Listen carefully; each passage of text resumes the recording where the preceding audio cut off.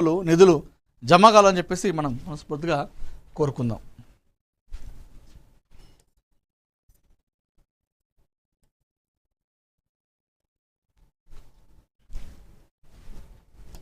తెలంగాణలో double engine సర్కారే లక్ష్యం.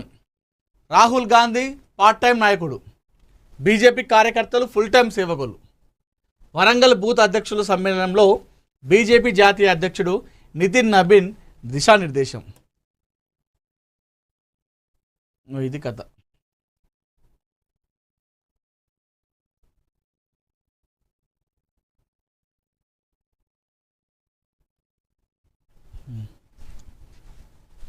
Warangal booth అధ్యక్షుల సమ్మేళనంలో బీజేపీ జాతీయ అధ్యక్షుడు నితిన్ నబీన్ దిశానిర్దేశం. గత బీఆర్ఎస్ ప్రభుత్వ అవినీతి కుటుంబ పాలనలో తెలంగాణ ప్రజల ఆశలు అడుగంటాయని ఎన్నో హామీలతో వచ్చిన ప్రస్తుత కాంగ్రెస్ సర్కార్ సైతం ప్రజా సమస్యలను గాలికి వదిలేసి రాజకీయాలకే ప్రాధాన్యమిస్తుందని బీజేపీ జాతీయ అధ్యక్షుడు నితిన్ నబీన్ ధ్వజమెత్తారు. కాంగ్రెస్ బీఆర్ఎస్ పార్టీలు ప్రజల సంక్షేమం కంటే తమ స్వంత ప్రయోజనాలకే పెద్దపీట వేసేయాలని దుయ్యబట్టారు. సోమవారం ఉమ్మడి వరంగల్ జిల్లా వేదికగా జరిగిన బీజేపీ బూత్ అధ్యక్షుల సమ్మేళనానికి ఆయన ముఖ్య అతిథిగా హాజరై దిశానిర్దేశం చేశారు. ఈ సందర్భంగా నితిన్ నబీన్ మాట్లాడుతూ ఎన్నికల సమయంలో మాత్రమే కనిపించే రాహుల్ గాంధీ లాంటి వాళ్ళు పార్ట్ టైం రాజకీయ నాయకులని, 24 గంటల ప్రజల కోసం శ్రమించే బీజేపీ కార్యకర్తలే ఫుల్ టైం ప్రజాసేవకులని అభివర్ణించారు. ప్రధానమంత్రి శ్రీ నరేంద్ర మోడీ నాయకత్వంలో కేంద్రం అందిస్తున్న సంక్షేమ ఫలాలను ఇంటింటికి తీసుకెళ్తూ రాష్ట్ర ప్రభుత్వ వైఫల్యాలను ఎండగట్టాలని పిలుపునిచ్చారు. ప్రజాస్వామ్య స్ఫూర్తితో ప్రతి బూత్ను బలోపేతం చేస్తూ 2028లో తెలంగాణలో డబుల్ ఇంజన్ ప్రభుత్వాన్ని ఏర్పాటు చేయడమే లక్ష్యంగా కమలదళం సమరశంఖం పూరించాలని ఉద్బోధించారు. ప్రధానమంత్రి శ్రీ నరేంద్ర మోడీ నాయకత్వంలో 2047 నాటికి వికసిత్ భారత్ను నిర్మించాలన్న లక్ష్యాన్ని కార్యకర్తల శక్తితోనే సాధిస్తామని ధీమా వ్యక్తం చేశారు. తెలంగాణ ప్రజలు మోడీ నాయకత్వంపై చూపుతున్న విశ్వాసాన్ని మరింత బలపరుస్తూ 2028లో రాష్ట్రంలో డబుల్ ఇంజన్ ప్రభుత్వాన్ని ఏర్పాటు చేయడమే బీజేపీ ప్రధాన లక్ష్యమని ఆయన ఉద్ఘాటించారు. జాతీయవాద భావజాలం, భారతీయ సంస్కృతి విలువల ఆధారంగా తెలంగాణకు కొత్త దిశానిర్దేశం చేస్తామన్నారు. పోరాటాలకు త్యాగాలకు ప్రతీక అయిన వరంగల్ గడ్డపై నుంచి ప్రసంగించడం గర్వంగా ఉందన్న ఆయన ఈ సందర్భంగా హైదరాబాద్ను అఖండ భారతదేశంలో విలీనం చేసిన ఉక్కు మనిషి సర్దార్ వల్లభాయ్ పటేల్ను, తెలంగాణ సాధన కోసం పోరాడిన వీరులను స్మరించుకున్నారు. తెలంగాణతో బీజేపీకి ఉన్నది కేవలం రాజకీయ బంధం కాదని, అది పోరాటాలు, ప్రజా విశ్వాసంతోనే పెనవేసుకున్న అనుబంధం అని స్పష్టం చేశారు.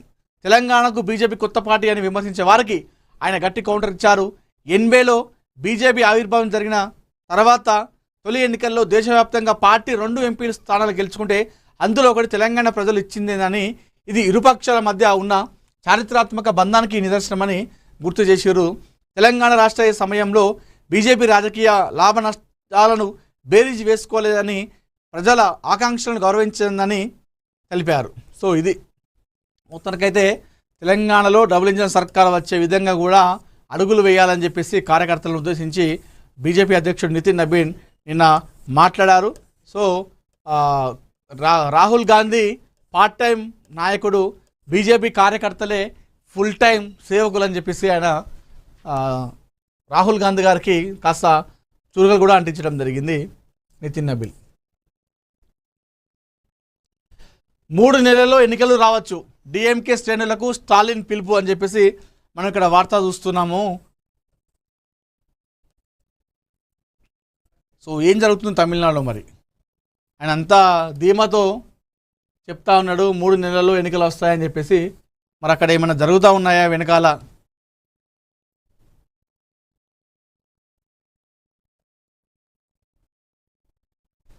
తమిళనాడులో రాజకీయ పరిణామాలు వేగంగా మారే అవకాశం ఉందని డిఎంకే అధ్యక్షుడు ఎంకే స్టాలిన్ అన్నారు.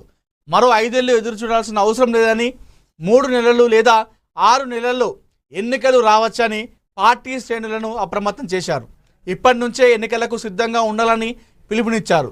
చెన్నైలో నిర్వహించిన ఓ కార్యక్రమంలో మాజీ మంత్రి బెంజమిన్తో పాటు పలువురు ఏఐడిఎంకే నేతలు, కార్యకర్తలు డిఎంకేలో చేరారు. ఈ సందర్భంగా స్టాలిన్ మాట్లాడారు. ప్రస్తుతం అధికారంలో ఉన్న టీవీకే ప్రభుత్వానికి సొంతగా మెజార్టీ లేదన్నారు.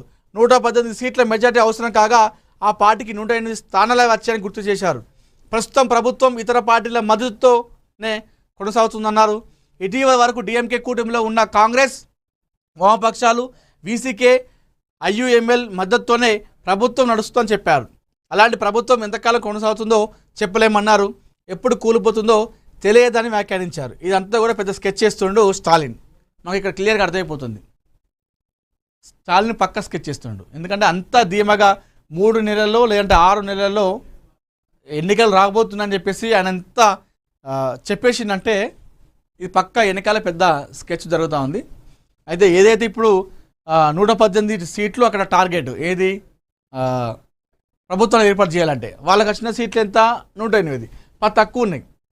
10 తక్కువ ఉన్నప్పుడు ఈ 10 మంది ఎవరు కలిసిరంటే డిఎంకే, ఇప్పుడు ఎవరైతే స్టాలిన్ ఉన్నారో ఆ పార్టీ డిఎంకే, ఆ డిఎంకేతో ఉన్నటువంటి కాంగ్రెస్ పార్టీ, దాంతో పాటుగా వామపక్షాలు, వీసీకే, ఐఎంఎల్ ఇవన్నీ కూడా డిఎంకేతో ఉన్నటువంటి పొత్తున్నవే.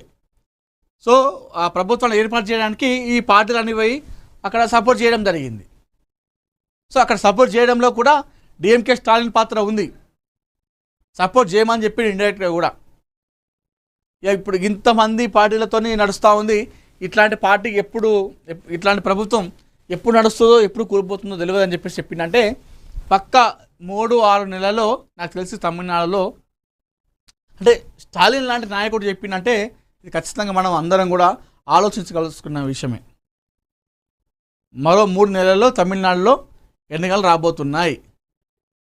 విజయ్ ప్రభుత్వం కూలిపోతుంది. సో ఎవరైతే ఇప్పుడు 108 సీట్ల 10 సీట్లు కలిసినాయో డిఎంకే పార్టీతో ఉన్నటువంటి మిత్రపక్షాలన్నీ కూడా మరి అవి బయటికి వస్తాయి కావచ్చు. స్టాలిన్ అయితే పక్క ఇంత నిర్భయంగా ఇప్పుతున్నంటే ఏదో పెద్ద స్కెచ్ చేసిండు స్టాలిన్. చూద్దాం మరి దీనికి విజయ్ ఏ విధంగా అడ్డుకట్ట వేస్తాడో అక్కడ.